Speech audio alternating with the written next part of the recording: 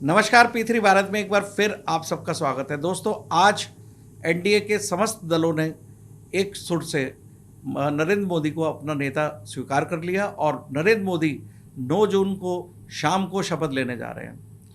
NDA के संबोधन में जब नरेंद्र मोदी संबोधित कर रहे थे और उसके साथ साथ उनके जो मुख्य सहयोगी थे और उनकी जो भाषा थी वो ये साबित कर रही थी कि एनडीए का कुनबा बहुत मजबूत है।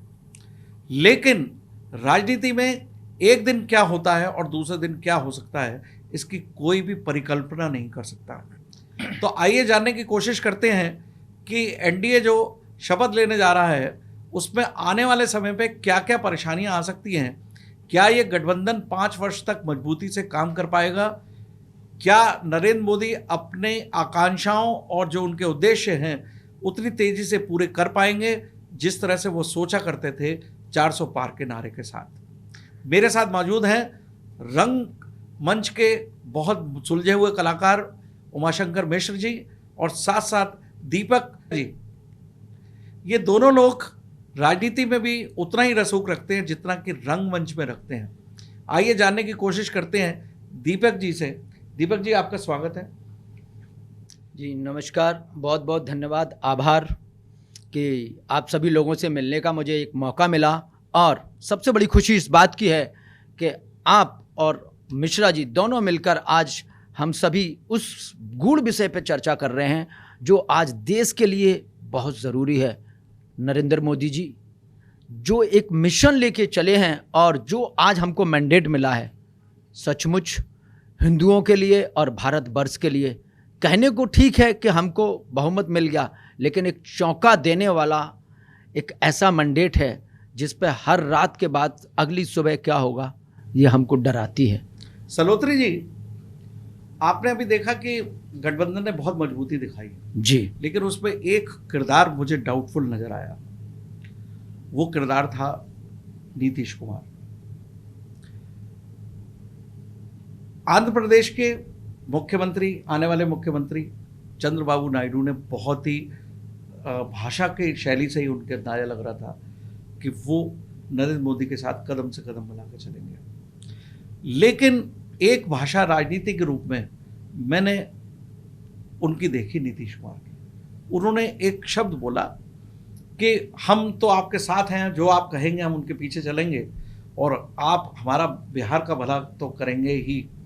हम तो चाहते थे कि कल ही आप शपथ लें, लेकिन आप परसों लेना चाहते हैं तो परसों लीजिए। तो ये क्या इंडिकेट करना चाहता है राजनीति की भाषा में?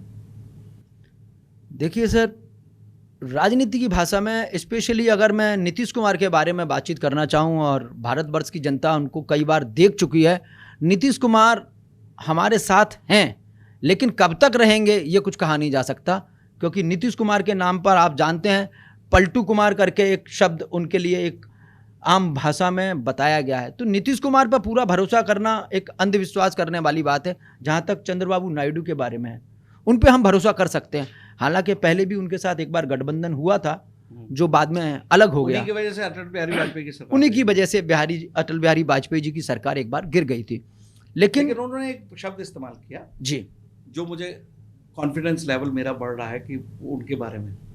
उन्होंने कहा कि मैंने 40 साल की राजनीति की है और काफ़ी ऊंच नीच देखी है, तो मुझे अब समझ आ गया है। तो शायद मुझे लगा कि वो परिपक्वता उन्होंने दिखाई, और जिस तरह से अभी एनडीए के गठबंधन की जब मीटिंग समाप्त हुई तो उसमें जो नायडू साहब ही थे उन्होंने मोदी जी को साफा पहनाया और एक चित्र भी उनको तमिलनाडु की तरफ से गिफ्ट किया। ये इंडिकेट करता था उनका रिस्पेक्ट।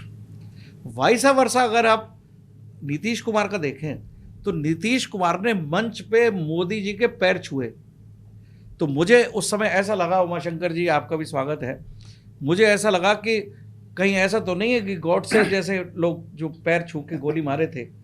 तो मुझे नीतीश कुमार की स्थिति ऐसी नजर आई कि एक ऐसा परिपक्व नेता, पुराना नेता जो नरेंद्र मोदी के मंच पर पैर छू रहा है, तो मुझे उनसे श्रद्धा कम, मुझे चिंता ज़्यादा लगी। तो मिश्रा जी, आपको क्या लगता है कि ये गठबंधन की सरकार 5 वर्ष पूरा कर पाएगी या शायद बीच में कोई झटका लग सकता है, ब्रेक आ सकता है, तूफान आ सकता है नाव में? पहली बात तो बहुत बहुत आपका आभार कि आपने अपने चैनल में, स्टूडियो में हमको आमंत्रित किया इस वार्ता के लिए। आज के परिदृश्य में जो राजनीतिक माहौल के चल रहा है, आपने देखा होगा, सुना होगा सबने कि मोहब्बत और जंग में सब कुछ जायज़ है। वो कहावत आज यहाँ राजनीति के आज के परिप्रेक्ष्य में वो भी यहाँ लागू होती है। नीतीश कुमार जी की बात चल रही है, कभी इधर कभी उधर, उन्होंने कई बार पाला बदला है, तो इसलिए एक शंका रहती है मन में कि पता नहीं है कुछ ऐसा तो नहीं है ये फिर से ट्विस्ट कर जाए, इधर से उधर चले जाएं। वो आपकी शंका एकदम वाजिब है। आपको कैसा लगा नीतीश कुमार की जो मैंने बात बताई? तो आपको क्या लगा कि फ्यूचर में, देखिए हम सब लोग एनालिसिस करते समय अपने व्यू दे सकते हैं, वो तो भविष्य के गर्त में है और उसकी बुद्धि कैसे पलटेगी वो नेचर के ऊपर भी डिपेंड करता है।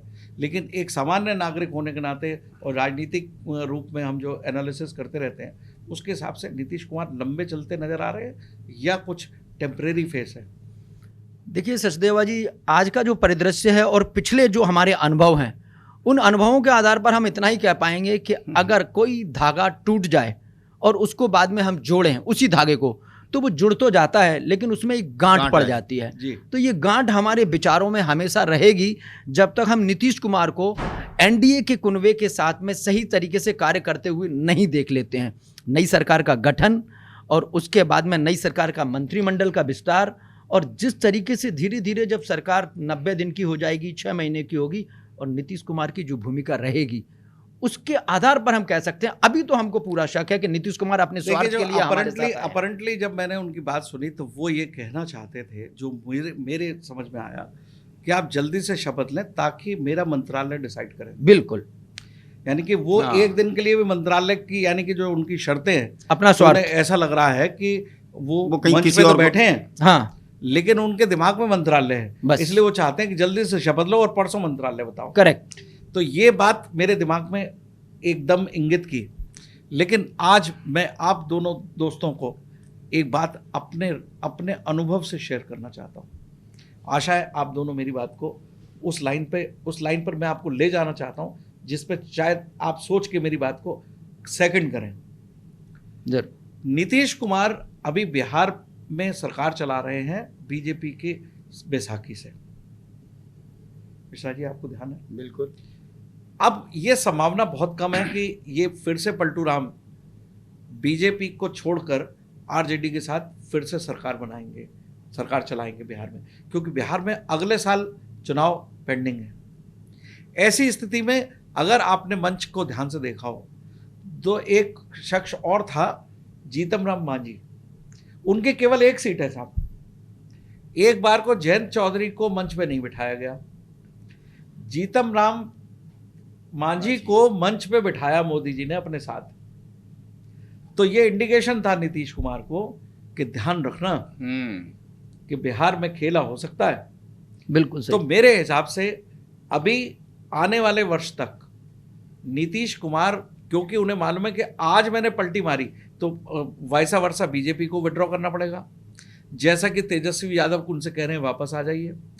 तो क्या उनके लिए वापस आना इतना अब आसान तो रह नहीं गया? और उधर एक और कष्टदायक स्थिति है, जो इंडी गठबंधन है, अगर सब भी मिल जाए कुर्मा मिला के तब भी 272 नहीं मिलते। बस ये सबसे बड़ी बात। तो ऐसी स्थिति में नीतीश कुमार, बदमाशी तो दिख रही है लेकिन मजबूरी है कि वो बदमाश को कंट्रोल करेंगी परिस्थितियां। जो मुझे उनकी कुटिलता चेहरे पे नजर आई, मुझे नजर आया कि वो मजबूर हैं, आज गेम नहीं खेल सकते हैं, क्योंकि ये गेम हो सकता है अगले साल। क्योंकि अगले साल जब चुनाव विधानसभा के होंगे तो उसमें बीजेपी की बैसाखी की जरूरत पड़ेगी आरजेडी के साथ, क्योंकि आरजेडी को मुस्लिम बाहुल्य जगह से भी आरजेडी सीट्स नहीं जीत पाई, तो उन्हें अल्टरनेट कांग्रेस नजर आ रहा है जनता को। तो नीतीश कुमार ये भांप गए हैं कि आगे चल के ये आरजेडी भी बहुत ज़्यादा मेरे साथ मदद नहीं कर पाएगी, अगर मदद होगी तो बीजेपी के साथ होगी। इसलिए मुझे लगता है मंत्रालय उनकी शर्तों का मिलेगा नहीं, चाहे वो रेल मंत्रालय मांग रहे हैं, लेकिन दिया भी जा सकता है, क्योंकि रेल मंत्रालय देने से मिश्रा जी और कोई फर्क नहीं पड़ने वाला है, क्योंकि रेल मंत्रालय का बजट अब आम बजट के साथ आता है। बिल्कुल।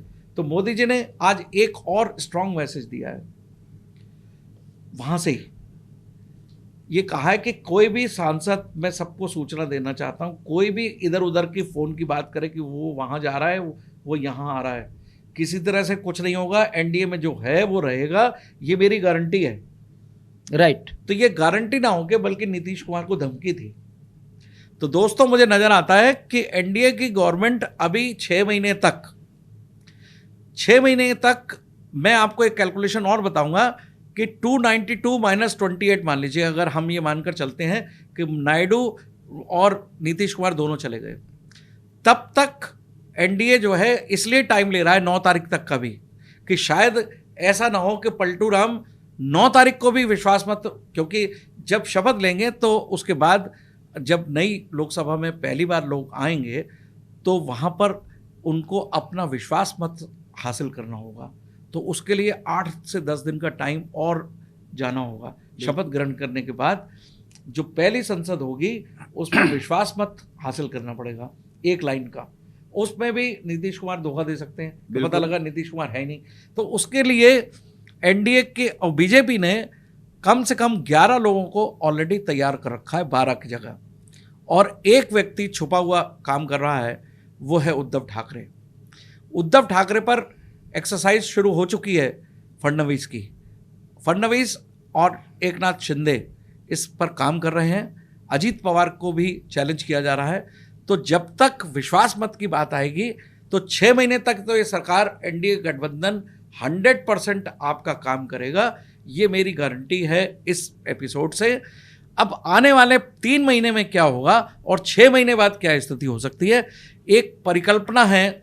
हो सकता है कि यदि, क्योंकि मोदी का कभी नेचर नहीं रहा, हालांकि मोदी ने ये कहा है कि मेरे को गठबंधन की राजनीति चलाने की आदत है, लेकिन मैं समझता हूँ उनकी वो आदत टूट चुकी है। अब वो एक तरफा डिसीजन लेने में काफ़ी आगे बढ़ चुके हैं, तो शायद उनको अब एनडीए जो गठबंधन की राजनीति है उसको चलाने में परेशानी हो सकती है। तो यदि कुछ ऐसा नज़र आया और जनता को ये महसूस होने लगा है कि जनता से भी कुछ गलती हो गई है और कुछ इस तरह के डिसीजन लिए जाएं जो कि गठबंधन के लोगों को असहज कर दें, और लेकिन जब वो बिल पास हो जाएगा उसके बाद मोदी साहब आने वाले अक्टूबर के महीने में 3 महीने बाद, 4 महीने बाद फिर चुनाव के लिए जा सकते हैं। ये आपके लिए बहुत बड़ी बात मैं कहने जा रहा हूँ कि आपको ये अंदाजा लगेगा। कुछ लोग ये कह रहे हैं कि 2027 में ये हो सकता है, 1 नेशन 1 इलेक्शन, लेकिन वो बहुत एक कॉम्प्लिकेटेड प्रोसेस है। मुझे नज़र आता है कि मोदी जी ने जो आज जिस तरह से चैलेंज थ्रो किया है कि जो मैंने डिसाइड कर रखा है वो मैं काम करूँगा, और उनमें से कुछ काम ऐसे हैं जो मुस्लिम तुष्टिकरण के होते ना तो चंद्रबाबू नायडू साथ दे पाएंगे ना नीतीश कुमार दे पाएंगे।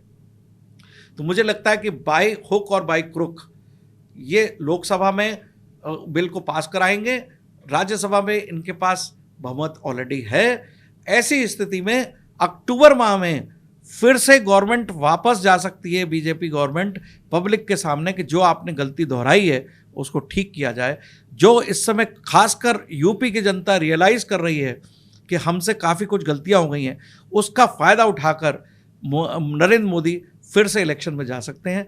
आइए इंतज़ार करते हैं राजनीतिक उठापटक किस तरह से करवट लेती है। 3 महीने के बाद हम आपसे फिर सितंबर में इस पर बात करेंगे। धन्यवाद।